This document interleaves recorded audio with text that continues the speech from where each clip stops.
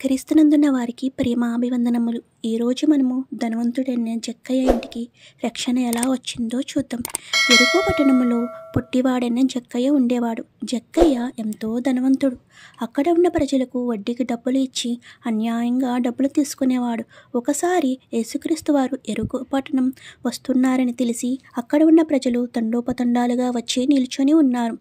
పుట్టివాడైన జక్కయ్య కూడా ఆయన గురించి తెలిసి ఆయన ఎలా ఉంటారో చూడాలనుకుంటాడు. పొట్టివాడు కదా, మరి అతడు ఎలా చూస్తాడు? ఇప్పుడంటే బిల్డింగులు ఉన్నాయి, అప్పుడు అవేమీ లేవు కదా. వెంటనే అక్కడ ఉన్న మేడి చెట్టు ఎక్కుతాడు.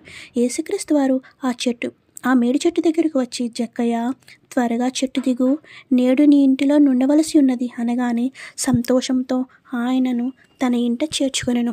ప్రకటన 3:20లో ఇలా ఉంటుంది: ఇదిగో నేను నీ తలుపు యొద్ద నిలుచొని తట్టుచున్నాను. ఎవడైనను నా స్వరం విని తలుపు తీసిన యెడల నేనే అతని యొద్దకు వచ్చి అతనితో నేనును నాతో కూడా అతడును భోజనం చేదము అన్నట్టుగా యేసుక్రీస్తు వారు హృదయం అనే తన ఇంటిలోనికి రాగానే జక్కయ్య మార్పు చెంది, ఇదిగో ప్రవ్వా, నా ఆస్తిలో సగం పేదలకు ఇచ్చుచున్నాను. ఎవరి యొద్ద అయితే అన్యాయంగా డబ్బులు తీసుకున్నానో వారికి 4 రెట్లు ఇచ్చేస్తాను అని సంతోషంతో చెప్పాను. అక్కడ ఉన్న ప్రజలు యేసుక్రీస్తు వారు రాగానే జక్కయ్యలో మార్పు చూసి ఆశ్చర్యపోయి ఉంటారు.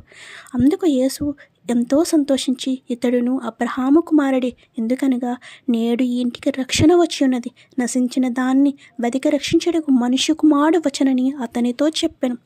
జక్కయ్య ద్వారా మనము తెలుసుకున్నది ఏంటంటే, దుర్మార్గుడైన ధనవంతుడైన జక్కయ్య హృదయంలోనికి యేసుక్రీస్తు వారి మాటలు వెళ్ళి దేవుని కోసం తన ఆస్తిని ధారాళంగా ఇవ్వడమే కాకుండా తన హృదయంలో ఉన్న కోపము, అసూయ, ద్వేషము, మత్సరము, కుళ్ళు ఇలాంటివన్నీ తుడిచిపెట్టి దేవునికి హృదయంలో స్థానం ఇచ్చినట్లు చూస్తాం. అది గ్రహించిన యేసుక్రీస్తు వారు, నీవును అబ్రహాము కుమారుడివే, నేడు నీ హృదయం అనే ఇంటికి రక్షణ వచ్చి ఉన్నది అని చెప్పడం జరుగుతుంది. మనము కూడా బాప్తిసం తీసుకోవడమే కాదండి, మన హృదయంలో దేవునికి చోటొచ్చి మనకున్న వాటిలో ఇతరులకు సహాయం చేసి జక్కయ్య వలె మనము ఆశీర్వాదం పొందుకోవాలని కోరుకుంటున్నాను. God bless you.